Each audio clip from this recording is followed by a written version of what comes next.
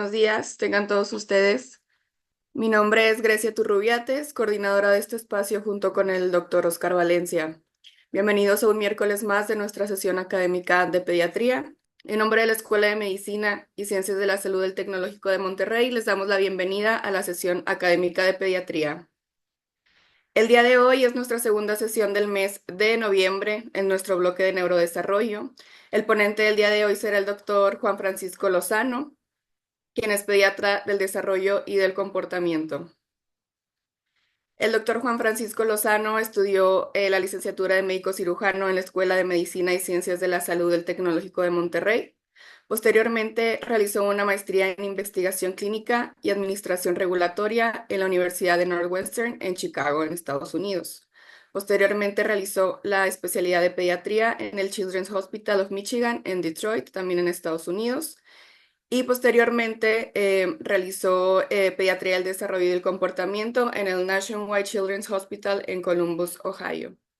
Tiene también un diplomado en liderazgo en educación en trastornos del neurodesarrollo en The Ohio State University. Actualmente practica pediatría en el Instituto de Pediatría del Hospital Zambrano Elion.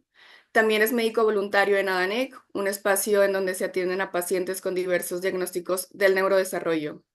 Es también cofundador de la Clínica de Síndrome de Down del Instituto de Pediatría también del Hospital Zambrano Elion y es profesor de cátedra de posgrado para la Escuela de Medicina y Ciencias de la Salud del Tecnológico de Monterrey. Bienvenido, doctor Juan Francisco. El micrófono es suyo. Muchas gracias por estar aquí. Muchas gracias por este espacio, por la invitación y bueno, como decía en el día de hoy, vamos a hablar un poco sobre las banderas rojas del neurodesarrollo y realmente lo que como pediatras debemos de tener presente es algo que vemos todos los días y pues bueno, tal vez reforzar algunos conceptos que ya tenemos, pero ver tal vez un poco de actualidades que han sucedido en los últimos años, todo en relación al neurodesarrollo. Entonces, eh, el tema del neurodesarrollo, la relevancia de este es que la prevalencia de trastornos del neurodesarrollo es muy alta. Uno de cada 6 niños tiene uno o más trastornos del neurodesarrollo y 6% de ellos tienen algún diagnóstico dual. A lo que nos referimos con eso es la combinación, por ejemplo, de autismo con TDAH o de síndrome Down con autismo. La gran mayoría de estos pacientes pues, van a cumplir con ciertas características que le afectan en algunas áreas como físicas, mentales, cognitivas o sensoriales, que a largo plazo le van a generar una barrera y van a obstaculizar su participación en igualdad de condiciones. Por lo tanto, los vamos a realmente definir como una discapacidad. Sé que a veces esto puede ser difícil para una familia realmente aceptar o entender que su niño con autismo realmente entra dentro de estas categorías como una discapacidad. La gran proporción de las discapacidades que vemos en temas de neurodesarrollo son invisibles. A lo que nos referimos con esto es que en nuestra consulta o en un espacio ahí social, pues puede que aparentemente el niño lo veamos bien, pero presenta ciertas características que eventualmente podemos llevar a un diagnóstico y caer dentro de una discapacidad. Existen diversos factores de riesgo, tanto genéticos, perinatales, tanto prenatales como postnatales, infecciosos, cuestiones médicas, exposición a sustancias, eventos adversos y nutricionales que pueden impactar en el desarrollo de un niño en una etapa temprana, pero a veces esto no se manifiesta hasta después. Y dentro de estos factores genéticos y también del ir entendiendo toda la diversidad que vemos dentro de los problemas del neurodesarrollo, es importante saber que la neurodiversidad, o sea, diagnósticos del neurodesarrollo, son altamente prevalentes en clústeres de familias. Y aquí les pongo una referencia en cuanto al diagnóstico de autismo, en el que cuando tiene una familia un niño con autismo, el riesgo de recurrencia aumenta hasta un 10%, pero el 20-25% de los hermanitos pueden tener algún otro diagnóstico como TDAH, trastornos del aprendizaje, trastornos del lenguaje. Entonces, parte de la práctica que nosotros debemos de tener desde el aspecto de primer contacto con nuestras familias, realmente ahorita vamos a ir hablando sobre cómo ir tamizando, pero también saber que los hermanitos tienen alto riesgo de algún problema del neurodesarrollo, entonces necesitamos tener más cercanía con ellos.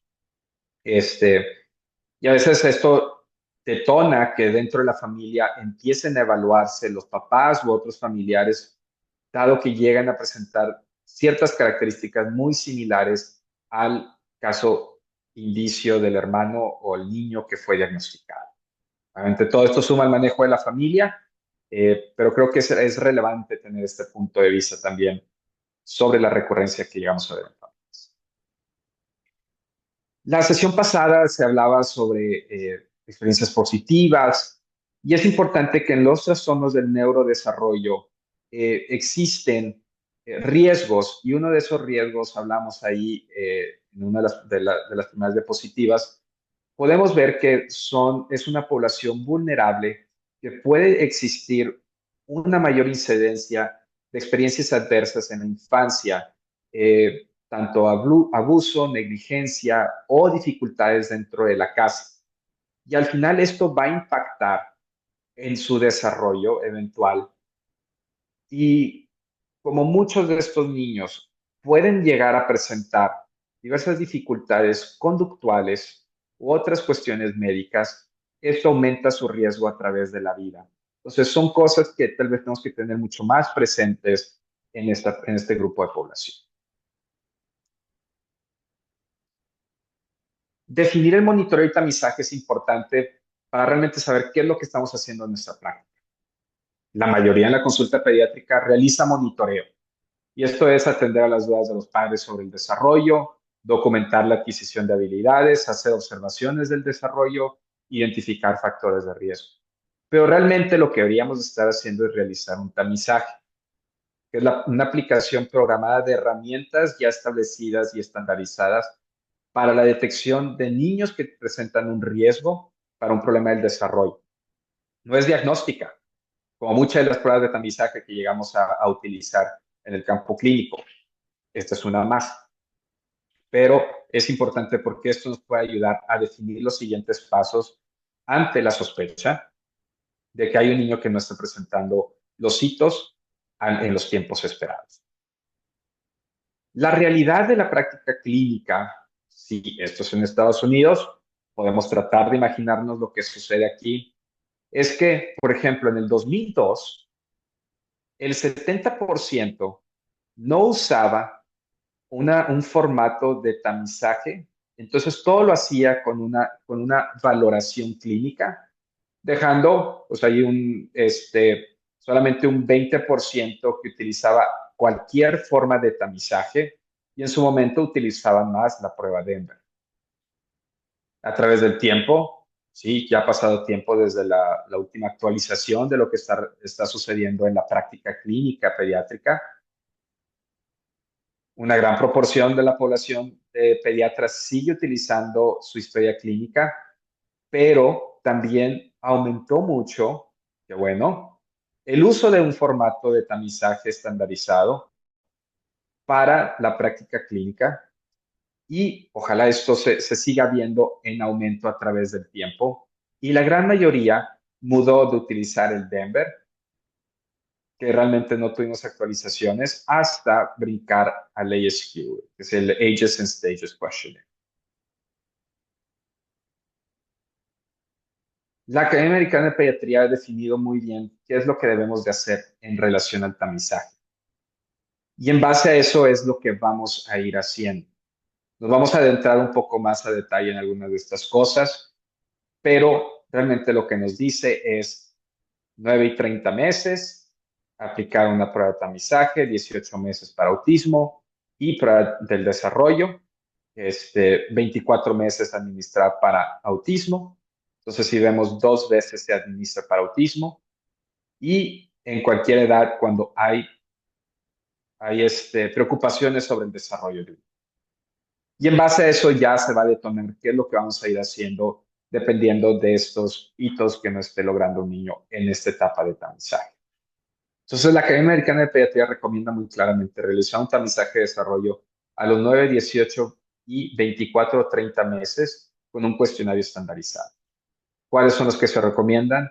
Ages and Stages y el PIDS.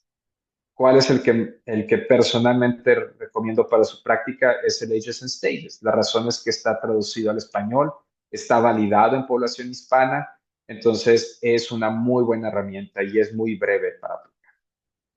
Y utilizar un tamizaje específico para autismo a todos los niños a los 18 y 24 meses. Entonces recalco la I, porque no es como que se lo aplicamos una sola vez, lo aplicamos dos veces. Aplicamos el MCHAT. Y la razón principal de hacer este doble tamizaje en la población es porque podemos llegar a ver que en esta ventana entre los 18 y 24 meses, algunos de los niños que presentan autismo pueden presentar una regresión en su desarrollo, ya sea en lenguaje, comunicación, interacción social. Entonces, aquel niño que pasó los hitos el MCHAT o tuvo una puntuación muy baja a los 18 meses, pero sí tuvo una regresión, podemos detectarlo a los 24 meses. Y, eh, y aunque esto no estaba previamente dentro de las guías clínicas, siempre sí metieron una nueva recomendación sobre monitoreo en el grupo de 4 y 5 años con un enfoque hacia su preparación académica. Yo les decía el Ages and Stages, pero hay una variedad de pruebas que se pueden utilizar. En México tenemos la prueba EDI, que es la que se utiliza en secretaría y es la recomendación para la población mexicana. Algunas de estas pruebas que les estoy presentando aquí pueden llegar a ser más breves y tal vez un poco más factibles de utilizar en una práctica clínica, en la que por el volumen y el tiempo que llegan a tener para sus pacientes, pues hay una limitación y a veces eso nos lleva a no utilizar. En el 2021, la Academia Americana de Pediatría y la CDC publicaron una nueva pauta en relación al monitoreo y tamizaje de desarrollo en los niños. La idea de esto fue eliminar las banderas rojas, este concepto de banderas rojas, porque cuando hablamos a veces de banderas rojas, vamos a esperar hasta que suceda. Y lo que están buscando es evitar ese esperar y mejor tomar acción.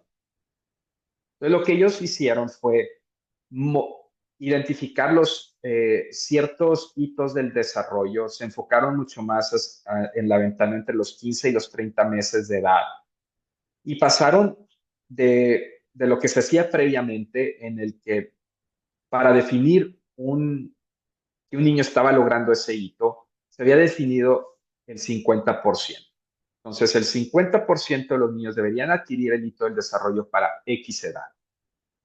Y lo que hicieron fue recorrerlo para que el 75% de los niños deben adquirir ese hito del desarrollo en este periodo de edad. Eso, de cierta manera, también eh, disminuye la preocupación a veces hacia los padres de que deberían de estar adquiriendo los hitos, porque la realidad es que existía la mitad de los niños que estaban presentando desfases en el desarrollo y entonces muchos de los tamizajes saliendo como positivos para un desfase del desarrollo cuando los niños estaban bien. Sí, queremos detectarlos a tiempo, pero esto realmente ayuda también. Tal vez debemos de verlo desde un sistema médico que está saturado y están buscando también cómo detectar los casos que realmente requieren atención. Las barreras principales para que en una práctica clínica se haga un tamizaje del desarrollo, lo escuchas en el pasillo y yo estoy seguro que ustedes mismos lo piensan, es la limitación del tiempo en su práctica clínica para destinarles a invertir este tiempo para tamizar en el desarrollo. Pero existen otros factores y también podemos ver aquí como en segundo lugar la falta de reembolso, o sea, un pago por llevar a cabo este tamizaje, ya que no es una atención directa o a lo que venía la familia. Entonces, pues es un tiempo clínico importante de ustedes como pediatras que se está invirtiendo Y bueno, a veces aquí lo que podemos llegar a ver es que, al contrario, aunque sí nos toma un tiempo, pues a veces nos ayuda a enfocar la práctica de esa consulta hacia cuál es la preocupación primordial y así ya poder abordarlo más específicamente para apoyar a esa familia. Lo que pasa en la vida real es que esta tablita, lo que estamos viendo es cuando la familia tiene una preocupación sobre el desarrollo de su niño. Y la gran mayoría de las familias empiezan a tener alguna preocupación cuando estamos hablando de autismo, autismo con problemas del desarrollo global, o problemas del desarrollo entre los 2 y los 3 años de edad. Eso es lo que vamos viendo. Este, Cuando ellos se acercan a hablar con su médico, pasan algunos meses, no pasa tanto tiempo, pero de aquí a que les dicen que tiene un diagnóstico, puede pasar mucho tiempo. O sea, podemos ver que pueden pasar en casi 3 años en ese proceso de llegar a un diagnóstico. Y en una práctica clínica en el mundo privado, puede que ante la oportunidad que llega a tener la familia, con los recursos que llegan a tener, a veces para ellos puede que este tiempo se reduzca, que pueden encontrar una cita a la siguiente semana, pero en sistemas de salud que están saturados, esta igual es la realidad. Y los toca ver, les decía, soy voluntario en ANEC, en donde los tiempos de espera que ellos tienen son largos para poder llegar a realizar esto. Y existen muchas otras barreras que van en el camino. Entonces, entre más oportunamente nosotros los detectamos y prestamos atención a la preocupación de la familia, más pronto podemos llegar a una respuesta. Entonces, yéndonos hacia la parte del desarrollo, ¿cuándo es un retraso? Cuando existe un desfase en algunas de estas áreas. Y ese retraso lo vamos a identificar cuando la habilidad del desarrollo está 2 o más desviaciones estándar por debajo de la media. Entonces, si nos vamos a la grafiquita que les ponía sobre lo que se hizo en la nueva guía de práctica clínica de la Academia Americana de Pediatría, en donde movieron del 50%, pues la percentil de 50 a la 25, esa es nuestra primera desviación. Entonces, aquí estamos hablando de aquellos niños que caen más abajo, de los que realmente vamos a estar viendo un desfase. Entonces, viendo cada una de estas áreas del desarrollo, en el área cognitiva, a veces estos niños se presentan de manera inicial, hablando diagnósticamente, como un retraso global del desarrollo. Y esto llega a suceder en el 1 al 3% de los niños. Y lo que significa es que estamos viendo 2 o más áreas del desarrollo que tienen impacto. Pero usualmente el área cognitiva y el área adaptativa están presentes, están afectados, perdón, pero lo tenemos que reservar este diagnóstico para menores de 5 años.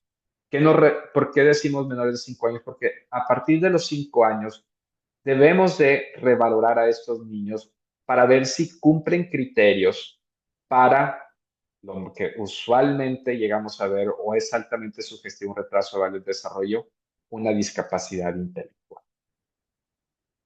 Entonces, vamos a medir el impacto del desarrollo con relación a sus habilidades adaptativas. Típicamente estos niños sí los vemos con un desfase en su desarrollo. Y vas a decir que pudiera aparentar un niño que presenta autismo, por ejemplo. Pero en estos niños típicamente sí hay interacción social, pero va por debajo de lo esperado para su edad cronológica. Entonces, a veces la preocupación viene por parte de la escuela, en donde dicen que ven a un niño que no interactúa muy bien con sus pares, pero los papás dicen sí interactúa, nomás que no, a veces no entiende el juego o no sabe cómo acercarse. Y es por alguna de sus dificultades en entender lo que los niños le están pidiendo o le están invitando a jugar, pero el niño tiene intención de interactuar. Entonces, primera cosa que ahí podemos empezar a diferenciar. Muchos de ellos muestran desfases importantes en el área del lenguaje, pero lo van a compensar con habilidades gestuales o no verbales. Entonces, esto va a ser el otro diferenciador. con diagnósticos como autismo, en el que probablemente este niño con retraso global del desarrollo tenga un retraso en el lenguaje, pero para pedir cosas hace ciertos gestos, te apunta para pedir cosas, y así podemos ir viendo y tenemos contacto visual. Lo que sí vamos a ver es que hay dificultades cognitivas, entonces a veces batallan para seguir instrucciones, atender a lo que se les está pidiendo, el tipo de juego que hacen, a veces es todavía más chico para su edad. Y habilidades adaptativas nos referimos a actividades de la vida diaria. A veces en estos chiquitos dices, pues, ¿qué actividades de la vida diaria? Pero tal vez el seguir una instrucción como tal, saber dónde poner las cosas, saber recoger. Y aquí en estos niños es importante evaluar el tono muscular. Muchos de ellos van a presentar algún grado de hipotonía, eh, evaluar la audición, evaluar la visión. Y parte del examen físico, además de esto, tiene que ir hacia buscar datos de dismorfología, ya que en algunos casos puede ser indicativo de algún diagnóstico genético subyacente y esta es su manifestación. Como les decía, el retraso global del desarrollo lo vamos a revalorar a los 5 años, entre los 5 y los 6 años, para definir si el niño que diagnosticamos cuando tenía 2 o 3 años realmente es una discapacidad intelectual. Y la discapacidad intelectual, si pueden ver, afecta al mismo porcentaje de la población, de los niños. Y aquí es en donde vemos limitaciones significativas en la función intelectual, o sea, la parte cognitiva, que es realmente, sí son niños que aprenden, pero aprenden a ritmos diferentes, pero tienen dificultades en su comportamiento adaptativo, o sea, la ir al baño, eh, la independencia en diferentes actividades de la vida diaria. Y tiene que originarse antes de los 22 años. Usualmente, cuando estamos hablando de estos niños, tenemos que aplicar alguna prueba estandarizada que evalúa las habilidades cognitivas. Un nombre de estos, la escala de Wechsler para niños, y vamos a medir el coeficiente intelectual. Y tiene que estar en un rango de coeficiente intelectual por abajo del 70, su desviación estándar un poco ahí, con sus intervalos de confianza, además de las habilidades adaptativas de la vida diaria afectadas. Los datos de alarma son igual, son los mismos que el retraso global del desarrollo porque es una evolución de este diagnóstico que hablábamos, pero lo que tenemos que ver en estos niños es mucho el enfoque en las habilidades de independencia, el control de esfínteres. Muchas veces sucede después. Tengo niños que luego todavía tenemos 4, 5, 6 años y están batallando con el control de esfínteres. Las habilidades para vestirse solos, ya sea por dificultades en entender el proceso de vestido o por dificultades motoras o de coordinación y la dificultad en comprensión de instrucciones. Estos niños son frecuentemente mal diagnosticados como autismo, como un desfase en el desarrollo, un desfase maduracional o un problema del aprendizaje. Entonces, sí tenemos que ir atrás en estas evaluaciones si es que se han obtenido y si no se han obtenido y tenemos una sospecha, proceder a indicarlas para realmente tener la evidencia de dónde está este niño parado en relación a su perfil de desarrollo y cognitivo. Y en esta evolución de dificultades, digamos, como en los procesos cognitivos, podemos ver los trastornos del aprendizaje, que esto afecta aproximadamente un 15% de la población y son las dificultades en los procesos de aprendizaje, ya sea en la lectura, eso es dislexia, la disgrafia, que es en la escritura, o la discalculia en las matemáticas. Estos términos que les digo, pues realmente son más así como en la comunidad lo que utilizamos. Pero el término correcto es el trastorno específico del aprendizaje basado en la lectura, basado en la escritura o basado en el cálculo. La dislexia es la más común. Y esto es una de las cosas que recomienda la Academia Americana de Pediatría del monitoreo en este grupo de edad de 4 a 5 años. Porque en esta etapa preescolar es cuando podemos empezar a detectar. El niño que presenta un problema de lenguaje, un historial de un retraso en el lenguaje, aumenta el riesgo. 50% de los niños que tuvieron un trastorno de lenguaje, y más si tu trastorno de lenguaje fue fonológico, pueden evolucionar o más adelante evidenciarnos que tienen una dislexia. Y algunas de estas señales tempranas de dislexia, que la vamos a ver en una de nuestras siguientes sesiones ya más a detalle, es la dificultad para aprender canciones infantiles, recordar letras y aprenderlas, reconocimiento de las letras en su nombre, alguna mala pronunciación de palabras que son frecuentes en nuestro vocabulario, dificultad para rimar palabras y frecuentemente hay un historial familiar de dislexia. Y lo importante es que eh, tenemos que detectar a estos niños en una etapa temprana porque las habilidades a los 4 años lingüísticas y preliterarias en esta etapa son altamente predictores de comprensión lectora en 10º grado. Entonces, sí es muy importante que dentro de nuestro monitoreo estemos revisando cómo van en estas habilidades. Lo malo es que la gran mayoría se empieza a diagnosticar entre segundo y tercero de primaria, cuando ya traen un rezago. Y detectarlos antes de este grupo de edad permite que un 50-90% alcance las habilidades promedias. Así es que también tenemos que estar pensando en que sí vamos contrarreloj en este tipo de diagnóstico y también considerar que una gran proporción llega a tener una comorbilidad como el TDAH. En el área sociopersonal, pues es toda esta área en relación a interacciones sociales. Y dentro de esto, pues entra el trastorno del espectro autista. Hay una alta prevalencia. Nuestra evidencia aquí en México es, de datos estadísticos es poca. Solamente tenemos un estudio real en donde se hizo un estudio de población. Pero la CDC en Estados Unidos indica que 1 en 36 niños tienen un diagnóstico de autismo. Y las primeras señales pues, pueden estar desde los 12 meses o antes. Y aunque no es altamente frecuente, sí llegan pacientes a la consulta con chiquitos de 9, 10 meses que los papás sospechen que tienen diagnóstico de autismo y eventualmente, al irlos monitoreando a través del tiempo, efectivamente se llega a esa conclusión. Los datos de alarma en el trastorno del espectro autista, su dificultad principal es la comunicación.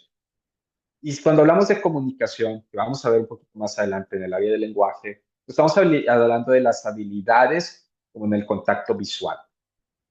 Y aquí entre paréntesis les pongo la edad en la que empieza a aparecer típicamente estas habilidades. El contacto visual entre los 9 o 10 meses, el bebé ya voltea a verte cuando le hablas a su nombre y hay una búsqueda de atención. El saludar con su manita a los 12 meses, ya lo están haciendo, a la instrucción también, o en respuesta a. Empieza a aparecer un juego recíproco en el que hago una acción como bebé y tengo una respuesta de papá o mamá dentro del juego con una risa o continuar ciertos movimientos. Y a los 12 meses nos empiezan a apuntar. Los niños que requieren una atención inmediata es aquellos niños en los que existe o reportan una regresión en sus habilidades de lenguaje, de comunicación o de habilidades sociales. Es altamente indicador de autismo, pero se tienen que valorar por la parte médica para descartar otras cosas. Otras dificultades, además de esta parte como de interacción social, es el cómo llegan a pedir las cosas. El contacto físico, el jalar para llevar a las cosas sin realmente utilizar un lenguaje o apuntar u otros gestos para pedir ayuda. Y poca habilidad para mostrar objetos o compartir gustos. Entonces los niños ya te andan compartiendo que hay algo que les gusta, ya sea trayendo, mostrando o apuntando. Y en el autismo, pues siempre viene acompañado de algunas conductas repetitivas. No tienen que ser todas, pero pues las frecuentes como las conductas repetitivas motoras, del aleteo, caminar de puntas, las verbales, la rigidez y la parte sensorial y juegos particulares de interés.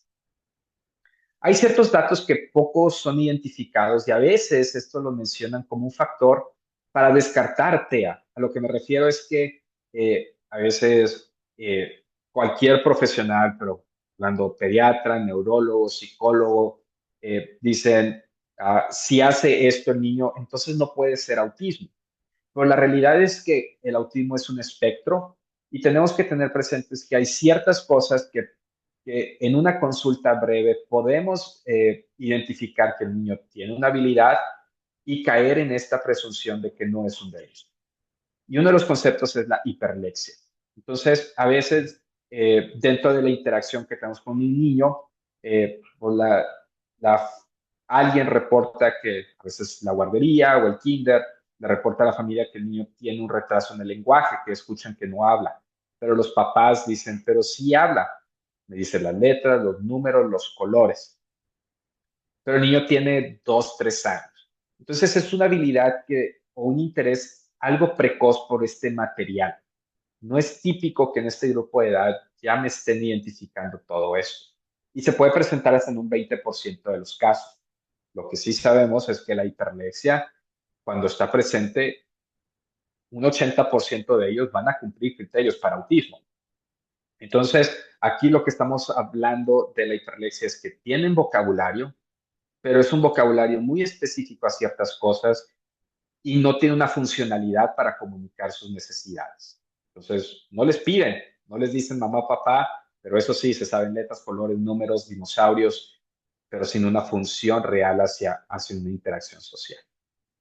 Y la otra llega a ser que responde al nombre o realiza contacto visual.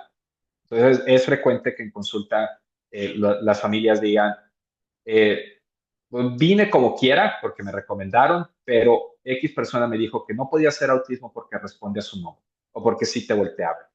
Y muchos niños con autismo responden a su nombre. A veces las niñas en particular tienen más estas habilidades, pero algunos con bajos grados de autismo van a responder y van a hacer contacto visual, pero tenemos que evaluar la calidad de cómo lo hacen. En el área motora, los diagnósticos más comunes es la parálisis cerebral, el trastorno del desarrollo de la coordinación y las enfermedades neuromusculares. Estos pues, ya habían sido tocados en unas sesiones previas, por ahí las pueden ir a buscar, eh, pero son cosas que nosotros tenemos que estar monitoreando a través del tiempo para tratar de identificarlas oportunamente, ya que podemos apoyarlos de diversas maneras. Las grandes banderas dentro del neurodesarrollo podemos decir que son estos 3 momentos. Los 9 meses, ese niño que todavía no logra rodarse o sentarse sin apoyo, podrá ser que estoy ante un niño que es hipotónico y entonces tengo que evaluar el por qué estamos presentando hipotonía. A los 18 meses, pues igual si todavía no logra sentarse, pararse o ya está caminando de manera independiente y agarrar y manipular objetos pequeños. Entonces estamos viendo dificultad en esta evolución de sus destrezas motoras gruesas y motoras finas.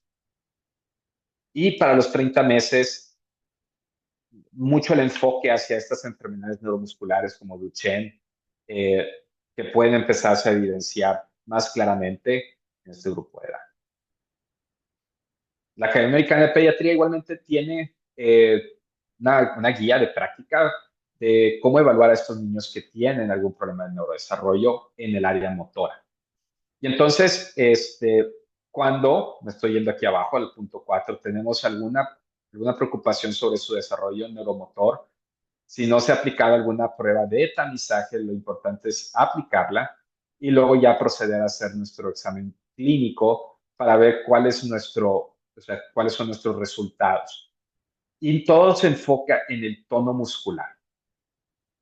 Cuando tienes un alto tono muscular, pues es altamente sugestivo de espasticidad y lo que necesitamos considerar ahí es una resonancia magnética nuclear para ver si hay eh, Pues además de los datos clínicos, si hay alguna evidencia por imagen para empezar una valoración para PCI, para parálisis cerebral. Cuando tengo un niño que tiene un desfase motor y, y una hipotonía o un desarrollo del tono casi normal, la recomendación es tomar una CK y una TSH. Y después de eso ya referir a intervención. El movimiento realmente va en esta parte de detectar a estos niños, a que realmente en nuestra práctica eh, de primer contacto debemos estar tamizando y el enfoque en el área motora es tratar de detectar a estos niños con algún evento o enfermedad neuromuscular. Entonces, si para los 24 meses ha tenido dificultad para caminar, para los 30 meses tiene dificultad para medio correr, o dificultad para subir y bajar las escaleras, y tiene su maniobra de Gauer, pues sí es importante obtener una CK como tu siguiente paso. En el lenguaje, tenemos que entender la diferencia entre lenguaje, habla y comunicación. Yo creo que ese es un concepto muy sencillo, muy básico, pero a veces eh, mal entendido de lo que estamos hablando. El lenguaje es el uso de palabras, da un significado a nuestros mensajes. El habla es la producción de sonido, o sea, esta interacción entre el sistema respiratorio y el aparato fonatorio para producir sonidos. Y la comunicación es la interacción entre estas habilidades verbales y no verbales para darnos a entender. Entonces, en los trastornos del lenguaje y habla, estamos hablando como tal la parte de vocabulario y los problemas del aparato fonatorio y respiratorio. Entonces, sí tenemos que diferenciarlos porque el abordaje puede ser diferente. Para un trastorno del lenguaje, en una etapa temprana, posiblemente estamos hablando de trastornos del lenguaje receptivo y expresivo. Pero más adelante podemos empezar a ver problemas ya en la organización del vocabulario, como la fonología, el trastorno fonológico. Este es el niño que tiene dificultades para producir ciertos sonidos, pero propiamente no tiene un trastorno del habla, sino que omiten los sonidos. Y me enfoco mucho en este porque este es el que les decía cuando hablamos de los trastornos del aprendizaje, aquel niño que es un alto riesgo para desarrollar dislexia. Y me voy al otro lado, a veces este niño que tiene dificultades en el lenguaje pragmático. Es este niño que tal vez ya tiene 6 años o más y ven que no logra entender algunas cuestiones del lenguaje social como chistes, sarcasmo, y tal vez tienen un lenguaje muy literal. Y cuando tienes niños que tienen problemas en su lenguaje pragmático, aunque puede suceder en muchos casos sin propiamente llegar a otro diagnóstico, esto es comúnmente visto en autismo. Entonces, a veces esta información te va llevando a entender que hay otro diagnóstico por detrás. Y los trastornos del habla son todos esos que les decía el aparato fonatorio. Yo creo que uno de los más importantes que llegamos a ver es el tartamudeo. Y este tartamudeo, pues tenemos una etapa del desarrollo en la que puede ser normal y luego ya cuando empezamos a ver ciertos datos. Y el otro que realmente debemos de tratar aquí de ver es los trastornos de la articulación, o sea, aquel niño que batalla en decir ciertos sonidos, ejemplo, la R, pues de los 6 años que siga batallando, ya nos dice que hay un trastorno articulatorio, o el trastorno de apraxia del habla. Entonces, estos son niños que tienen una dificultad en la planeación motora para producir ciertos sonidos, y entonces es frecuente que los veamos con un grave desfase en su desarrollo del lenguaje, y requieran una intervención muy intensiva para poderlos ayudar. Y la secuencia de lenguaje, pues para los 12 meses ya debemos de estar viendo jerga y aparecer las primeras palabras de papá y mamá. Para los 15 meses ya tenemos que tener 3 palabras en su repertorio al menos y tenemos que tener alertas si no los tenemos a los 16, 18 meses. Y a los 24 meses deben de estarnos estableciendo estas 2 palabras y pues, alertas si para los 2 y medio, 3 años realmente no lo hemos visto aparecer, estas frasecitas. La claridad del lenguaje pues, debe estar casi ya al 100% para los 4 años de edad. Y es un momento en donde también tenemos que revalorar para ver si tengo un niño que tiene un trastorno del habla que requiere intervención. Ante la sospecha, lo más importante es validar la preocupación de las familias. Tenemos que ofrecer una consulta separada, tal vez venían y dentro de la consulta, porque traen una infección de oído, o sacan un tema en relación a su desarrollo. Creo que lo más oportuno es eh, citarlos, si acaso su consulta está muy saturada, darles la cita más próxima, sí considerarlo como algo urgente, porque lo que no queremos es que la familia eh, se nos vaya y entonces perdamos una oportunidad de intervención. Estar preparados para en esa visita o mandarlos con un tamizaje específico del desarrollo. Y ya al revisar todo eso, si realmente identificamos que hay un desfase y hay una preocupación, referir una valoración del desarrollo. La, cuando, cuando vemos lo que sucede en la población, llegamos a ver que, si ven, hay una alta proporción, 48%, de los proveedores de salud que dicen el niño va a crecer y va a estar bien. Nada está mal. Y entonces eso al final termina causando una dificultad en la recepción de servicios para esta familia y acudir a tiempo a una intervención. Yo lo que recomiendo es si realmente pues les es difícil aplicar un tamizaje, o sea, si dice, oye, yo no voy a hacer eso, eh, deberíamos de hacerlo, pero si no, al menos esta es una buena herramienta que podemos tener dentro de nuestro consultorio y decirle a las familias, sácala, sigue el desarrollo de tu niño y, y me vas diciendo cómo vamos en nuestras consultas de control de niños sanos. A ver que esto lo podemos hacer desde el nacimiento hasta los 5 años y va alineado, porque esto está desarrollado entre la Academia Americana de Pediatría y la CDC, con este estudio, este análisis basado en evidencia. Y a mí me gusta mucho cerrar mis pláticas con esta gráfica. Estamos aquí, somos médicos. Nosotros estamos entrenados en esta parte de arriba. Tenemos un problema y lo vamos a resolver. Vamos a buscar la manera.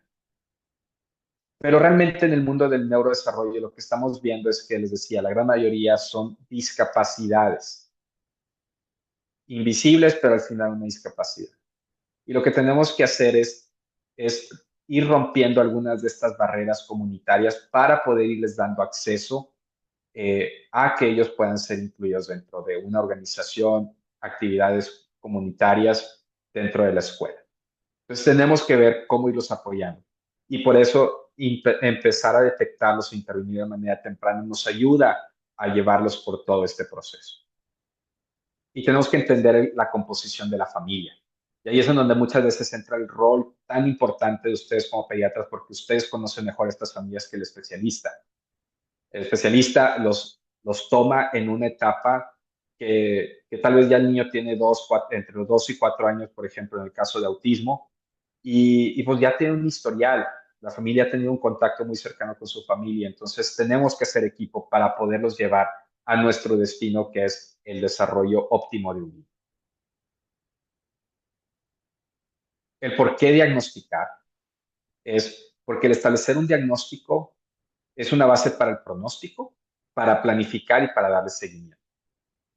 Encontrar una etiología genética ayuda a la planificación familiar.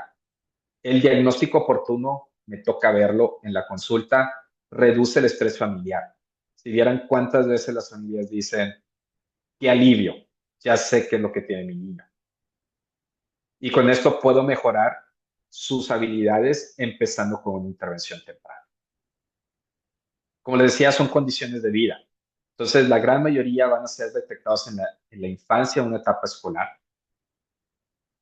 Los datos en edad temprana pueden llegar a ser parte del proceso para llegar a un diagnóstico. Entonces, en autismo, muchas veces vamos y preguntamos si puedo tener enfrente de mí un adolescente, un adulto joven, y pido que venga la mamá para que me diga cómo era un niño cuando tenía 2, 3, 4 años, porque el adulto o el adolescente no se va a acordar. Existe una evolución, usualmente es positiva, pero es una condición crónica. Y esto pues, va a depender de muchos factores, pero sí la intervención es importante, pero también el grado de impacto del diagnóstico va a afectar en cómo evoluciona. Entonces, abro aquí para darle el espacio para algunas preguntas y pues establecer este canal para hablar. Muchas gracias, doctor. Gracias por su plática. Fue muy concisa y precisa y definitivamente este tema es algo que los pediatras debemos de dominar y saber cuándo, pues cuándo intervenir. Hay muchas preguntas. La primera dice, ¿qué opina usted o es una buena idea tal vez por lo del tiempo que usted menciona, ¿no? Que tal vez no tenemos mucho tiempo para hacer todos los tests, pero ¿qué tal que los papás lo vayan contestando tal vez en la sala de espera y ya cuando pasan con nosotros pues ya tenemos como pues las respuestas, ¿no? Al test. ¿Qué opina de eso? Sí, entonces es un buen momento. Existen diferentes herramientas, como decíamos, tal vez darle a las familias el acceso a alguna aplicación, como la aplicación de la CDC, o en nuestra práctica tener los cuestionarios ya previamente asignados a nuestros niños de control de niño sano que tenemos identificados que van a venir para realizar los cuestionarios. Lo que pudieran hacer es capacitar a alguna de sus enfermeras o asistentes a cómo puntuar. Son muy sencillas de puntuar esto. Y así ya llegan y les dan el resumen muy claro de cuál es la puntuación de este niño y se puede abordar el tema sobre el desarrollo dentro de su control de niño sano. Y eso es lo que recalco, en el control de niño sano, porque si vienen enfermos tenemos que buscar otro espacio. Ok, muy bien. Nos preguntan también qué opina de los bebés que lloran mucho o que batallan para dormir o que tienen problemas aceptando ciertas texturas de la comida cuando recién se está pues integrando la comida, ¿verdad? ¿Eso tiene algún significado en cuanto a trastornos del neurodesarrollo ya después o no realmente? Pues sí, sí se han podido asociar. Obviamente tenemos que entender toda la estructura de lo que está sucediendo, pero niños que nos llegan a preocupar, pues obviamente es el niño que no logramos avanzar su dieta, como este niño altamente selectivo, ya sea con texturas o a la vista, y que pues sí está restringiendo la alimentación. Históricamente, cuando hay estudios que valoran el niño que se evaluó como autismo y se llegó a un diagnóstico, si nos vamos para atrás en el tiempo, a esos niños que fueron de chicos eh, altamente irritables, entonces diagnosticados con cólico, diagnosticados con reflujo, diagnosticados con alergia a la proteína de la leche. Entonces, no es que estos condicionan, sino que era una irritabilidad que ya Mm, estaba, una neuroirritabilidad que ya estaba presente hasta que llegó el diagnóstico. ok, muy bien. ¿Qué piensa de llevar a los niños que no tienen algún retraso obvio o ya identificado a clases de estimulación temprana? O sea, un niño Mira, no... eh, sí, la, el punto de la estimulación temprana es que es un concepto digo, que tiene evidencia y muy apoyado, pero va dirigido hacia una población vulnerable. Y eso es así como lo establece la OMS.